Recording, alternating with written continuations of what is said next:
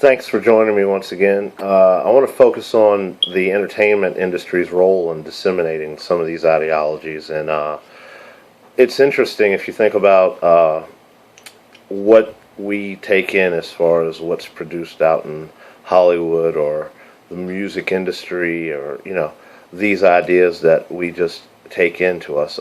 No one can tell you what to think, but, the entertainment industry and media, they definitely can influence what you think about, so to speak. And so if your only impressions of Italian people and the only Italian people that you are around are vicariously through the television and screen, and you equate Italian life with, say, mafia movies, or even worse, the cast of Jersey Shore, then you would have a definite skewed view of what being an Italian American or being an Italian is.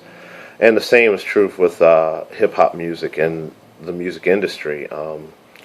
After Tupac died, there was a vacuum, a void to be filled, and you saw the rise of acts like DMX and Ja Rule and a slew of other, 5 foot nothing, no 100-pound tough guys that tried to fill that void that was left by his death. And the entertainment industry, like any other business, they're profit driven. And so the way the hip hop community was tied to the corporations, it has its roots like in the beginning of hip hop. NWA and, the Public Enemy, two groups that were polar opposites in many ways. That same space, those same windows were opened for both groups.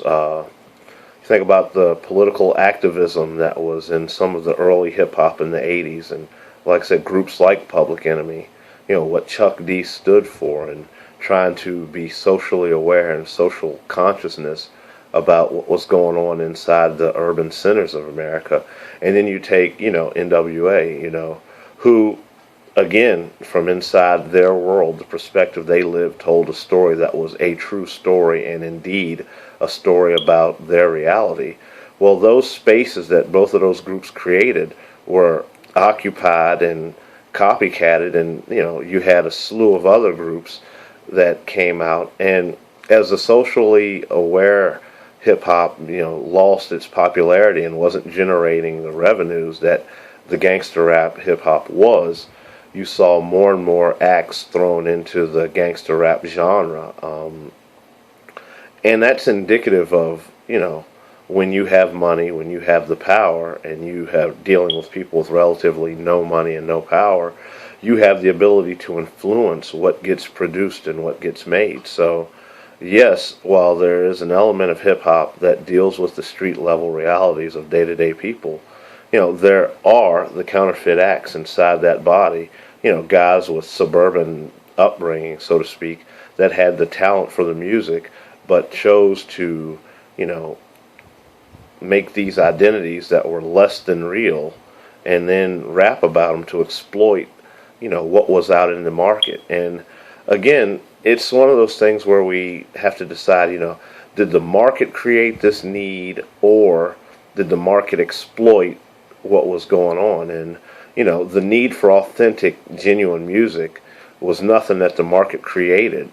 But what the market did in many ways was give us a ton of copycat artists that really added no original content to the genre of the music. So when you look at groups like Public Enemy that were making socially aware, socially conscious rap music, and you saw that, over the years as their popularity kind of faded and gangster rap rose, and the rise of the egoist and the commodity fetishist, so to speak, inside the music, you saw a whole nother genre of hip-hop, splinter off and form its own vacuum, so to speak. And, it's interesting because, getting back to the whole reference with, Italian Americans or Italians from Italy, if you can only equate your knowledge of those people with, what you see on TV, then you would have a skewed reality. And the same holds true for hip-hop. If the hip-hop you see can only be equated to, guns and gangster rap and the whole demoralization of women, the whole patriarchy, and the way we have, uh, harmed women of all races. Uh, if you see the homophobic elements of hip hop, if you see the violence and the readiness to kill and die, for money, then you would think that's all it is to the music. But there were groups like Outkast and Tribe Called Quest. There were groups that made positive, uplifting, Arrested Development. I mean, groups that made great music that had nothing to do with those aspects of life.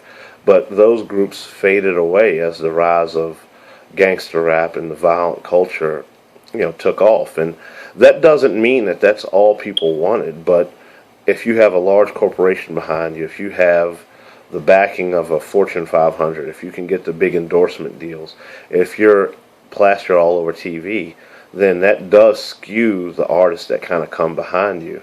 And it's one of those things where money gets wedded with the industry and it produces a different kind of artist than, say, it would have before. Some of the most original content that you can find inside the body of the music now is at the independent level. With the advancement of technology, you can find YouTube artists that produce this music that's really good music that has nothing to do with the commodity fetishism, that has nothing to do with the violence, that has nothing to do with the misogyny, and those artists still exist, but there's not the platform for them. And so that's one of the tragedies of how the corporations got involved, and they saw that there was a profit center, and they jumped in and exploited it. And I don't bemoan them or blame them entirely for it, but they do have a role in the demonization of inner city culture and black men, so to speak. It was interesting. No Malice from the group Clips, he used to be a member of the group Clips. He went by Malice then, and he left the group and had a come to Jesus moment, so to speak. But he said something I found really interesting in a CNN interview a couple weeks back. He said, hip-hop is the only genre of music that eats its young. And that really stuck to me, because to advance to the point of superstar status anymore, I mean, you have to either be so far unique in your music and in your conception that, no one's seen your style before and you have that kind of platform, or you have to stand on this gangster rap platform and do it harder than anyone else has done it. And so those are the tragedies that we see in the music industry. Again, I want to thank you for joining me. I sincerely appreciate all your support.